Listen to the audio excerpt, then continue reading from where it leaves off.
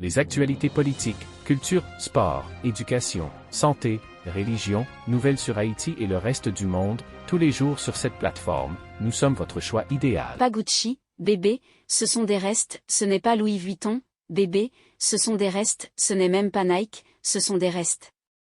C'est des restes, c'est quelque chose qu'elle a pris, quelque chose qui a failli être oublié et en a fait quelque chose, elle l'a apprécié. Elle faisait des chemises pour moi et des chemisiers pour Jacqueline, quelques pantalons pour Ernest, tous à partir de restes à prix réduit. Alors aujourd'hui, nous allons à la table des restes. Aujourd'hui, nous allons à la table restante pour assembler deux textes aussi différents que la laine de satin ou la toile de jute de lin, deux textes qui semblent n'avoir rien à voir l'un avec l'autre. Et pourtant, il est de ma responsabilité de les mesurer, de les étirer, de les coudre et de les assembler. Qu'est-ce que dans le monde le texte de Saint Jean, où Jésus parle, à moins que vous ne mangiez mon sang et ne buviez ma chair, à moins que vous ne buviez mon sang et que vous ne mangiez ma chair, vous n'aurez aucune part avec moi. Ce qui dans le monde a à voir avec le texte apocalyptique des Révélations, écrivant à l'église de Sardes où il dit « Je renforce les choses qui restent ». Ce sont deux messages restant sur la table du cuivre et de son fils. Ne négligeons pas ce qui peut être fait avec le tissu de la table théologique du texte contourné par les savants et ignoré par les tailleurs contemporains du texte qui aiment la créativité pour voir ce qui peut être fait à partir de la table restante de Dieu. Bien que cela puisse vous sembler étrange, ce matin, que je vous parle de reste, cela ne devrait pas être étrange. Il est regrettable que seuls certains textes soient prêchés dans cette société contemporaine, car la vérité est que le mot reste est mentionné 540 fois dans la Bible. Et pourtant, vous n'entendez presque jamais personne parler de reste. Ce serait un message difficile à prêcher, ce sera un message difficile à prêcher parce que je prêche contre les tendances de la culture dans laquelle nous vivons, qui court sur l'autoroute de la technologie pour être rapide, pour être le premier, pour être fiévreux, frénétiquement à la poursuite de ce qui va suivre. Si vous poursuivez, si tout ce que vous poursuivez est la suivante, vous constaterez toujours que la prochaine au détriment de la perte de ce qui reste. Aujourd'hui, je vais nager à contre-courant et aller à contre-courant, et probablement me mettre sur les nerfs de quelqu'un dont le seul objectif est d'être innovant, titillant, explorer les tendances, ce qui est nouveau, ce qui est frais. Si vous êtes de la rue, je suis frais. Vous ne savez rien des restes. Je ne suis pas ici pour vous parler de la prochaine nouveauté et de l'amélioration. Je veux simplement savoir si vous allez saisir ma main comme si j'avais attrapé la main de ma mère et regarder sérieusement pourquoi Dieu mentionne ce mot 540 fois, et surtout en référence à l'accomplissement prophétique. Pourquoi Dieu est-il amoureux des restes? Commençons par le texte dans Révélation. Tu es avec moi? Je vous aime tous, il n'y a pas d'autre endroit où je préférerais prêcher dans le monde que la maison des potiers, je vous le dis, c'est mon Église, c'est mon monde. Le livre des Révélations est écrit par Jean, mais écrit par Jésus. Vous devez comprendre que le livre est divisé en 3 catégories, et il se divise quand il s'explique en disant Jean, écrivant les choses pour le style, à vue, et les choses qui sont, et les choses qui seront au-delà. Alors, quand Jean écrit sur la vue de Jésus, avec ses cheveux comme de la laine d'agneau et ses pieds comme s'ils avaient été brûlés, il écrit sur ce qu'il a vu. Quand il écrit aux églises, il écrit sur les choses qui sont. Et quand Dieu dit, viens ici, je te montrerai les choses qui seront ci-après, c'est le syllabus d'où est écrite l'Apocalypse, c'est le chef-d'œuvre, parce que c'est Jésus qui répond à la question que les disciples lui posent, quand devrait être le signe de votre venue? Et quelle sera la fin de l'âge? Il a dit, il n'est pas donné au Fils de savoir, mais le Père qui est dans les cieux, parce qu'il n'était pas encore allé à la croix. Mais le livre des Révélations, c'est lui qui écrit sur les balcons du ciel jusqu'à Jean pour répondre à la question.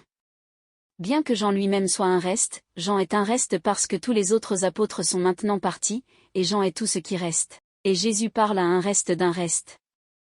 Je me demande combien d'entre vous sont les seuls qui restent encore debout avec une foi et une ténacité têtue et corsée, implacable, inébranlable, debout par vous-même, se tenir dans l'intégrité de qui vous êtes en Christ, même lorsque d'autres amis sont allés dans d'autres directions.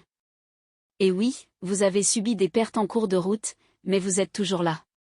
Vous voyez, le texte dans Apocalypse 3 est en grande partie un appel de clairon pour renforcer le reste, parce que tout ce qui se tenait autour du reste était vraiment tombé. Ils avaient la réputation d'être vivants, mais ils ne l'étaient pas vraiment, ils avaient été tellement influencés par la culture et le monde qui les entourait qu'ils avaient perdu leur identité en échange de leur popularité. Si vous ne faites pas attention, vous pouvez perdre votre identité en quête de popularité et perdre de vue qui vous essayez de vous adapter à qui ils veulent que vous soyez. Et l'Église avait perdu son chemin en essayant de poursuivre la culture, vous deviez être pertinent pour la culture, et ils étaient si pertinents pour la culture qu'ils avaient perdu de vue qui ils étaient, et le livre de l'Apocalypse dit que seul un reste était reconnaissable. Je veux être dans le nombre de personnes qui résistent aux tendances et au vent de la fluctuation, et sachez qui je suis pour ne pas être pris dans le courant de qui vous voulez que je sois et perdre de vue qui Dieu m'a créé pour être.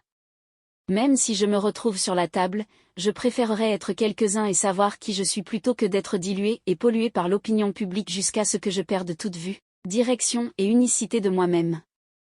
Cela signifie que je le ferai si je dois le faire par mon.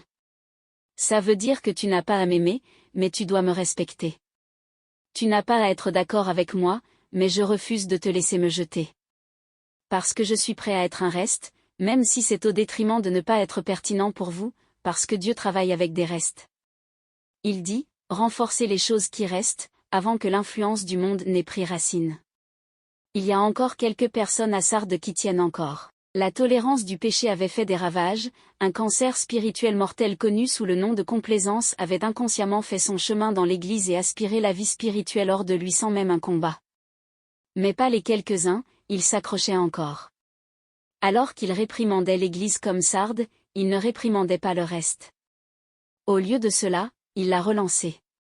Et le Seigneur a dit, je vais faire revivre les gens qui s'accrochent. Donc vous pourriez être fatigué et vous pourriez être essoufflé et vous pourriez être frustré et vous pourriez être aliéné, et vous avez demandé à Dieu, combien de temps? Dieu a dit, je vais faire revivre le reste qui tient encore malgré les tempêtes et les vents.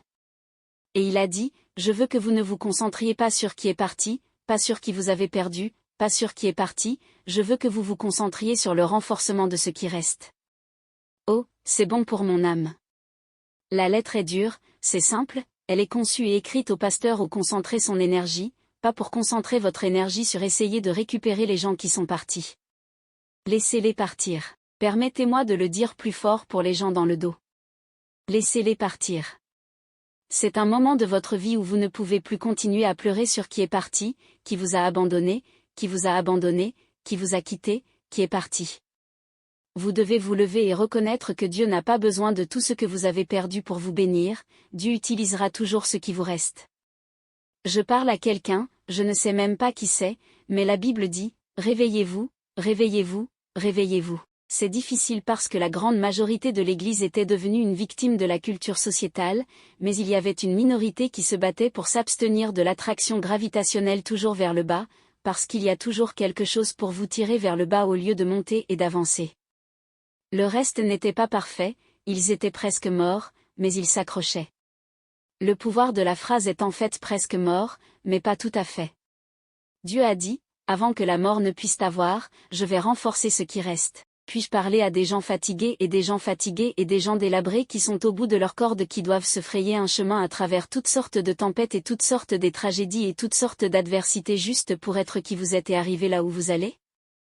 J'ai des nouvelles pour vous, Dieu est sur le point de vous fortifier comme si vous n'aviez jamais été fortifié auparavant. Et puis laissez-moi défier les gens qui pensent, parce que le grand défi dans nos vies est, comment pouvons-nous être innovants, créatifs et productifs et aller de l'avant sans perdre ce que nous avions? Parfois, vous devenez tellement accro à ce qui va suivre que vous ne vous concentrez pas sur ce qui est maintenant. Et si vous vous éloignez de ce qui est maintenant, en essayant d'établir ce qui est suivant, alors le prochain ne remplacera que maintenant et vous n'avez pas vraiment progressé du tout. Et la raison pour laquelle vous êtes si fatigué est parce que vous êtes tellement occupé à passer à la suivante et à perdre maintenant que vous êtes.